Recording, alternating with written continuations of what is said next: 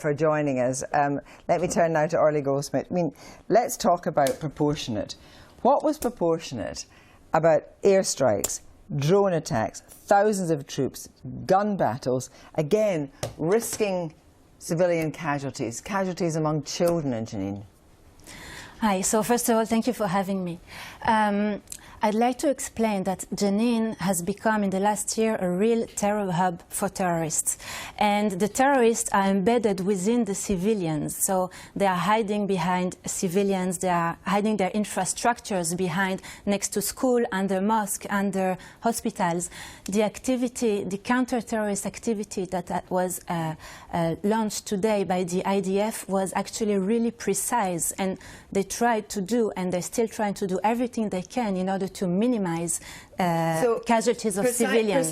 Can I just be clear? Precise with bulldozers on the streets, precise with more than 1,000 Israeli troops, precise with drone strikes, precise with gun battles on the streets. How, if there are gun battles on the streets, can you ensure that children and vulnerable teenagers are not involved?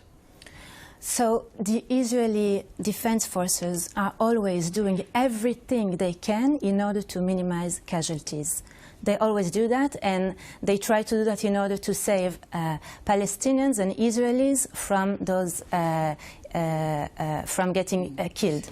But when they go into Jenin, which is a real terror hub, just last year, 50 terrorists have gone out of Jenin in order to carry terror attacks. 50 terror attacks were carried against Israeli civilians. And 25 Israelis have been killed in the last year only. But you say it's a terror hub, but you do accept that there are thousands of citizens there that are not terrorists that are living there. They're living there as refugees, and also watching as the Netanyahu government elected on a platform of extending settlements. They think, oh, whoa, what can we do about that? What was in this area for the Palestinians? When you have extra settlements, more settlements being built, what are the Palestinians? What's in it for the Palestinians? So I agree with you. Jenin is actually a hub of where terrorists are embedded within civilians who have done nothing and they want to live a peaceful life. Unfortunately, they cannot do that because Jenin is actually receiving money from Iran and they're receiving lots of weapons, and terrorists are going back to Jenin and hiding there. So this is a real problem for the Palestinians. But if you send thousands of troops in there, how can they live a peaceful life?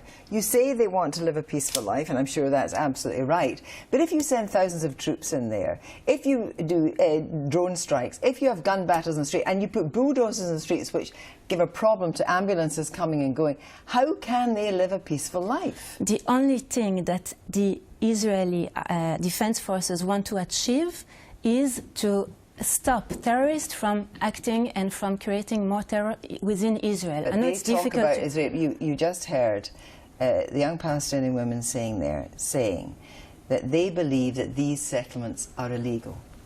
Do you believe these settlements are legal? I'll tell you something about the settlements. Settlements are not the obstacle for peace. The obstacle for peace is that the Palestinians are not ready to talk with Israel. The day that Israel will see that there is a real serious partner in front of us, we will talk with them. Settlements, have never been an obstacle for peace. You say that, but I would imagine you would say Israelis might not say they're an obstacle for peace, but Palestinians might say they are. Let me give you some examples.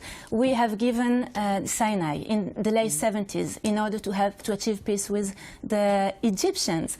And we have recently, 20 years ago, we have given the Gaza Strip to the Palestinians in order to live with them for peace. Thank you very much indeed. I'm afraid we've run right out of time. Orly Goldschmidt, thank you very much for joining us. Tomorrow, the High Court in London will hear the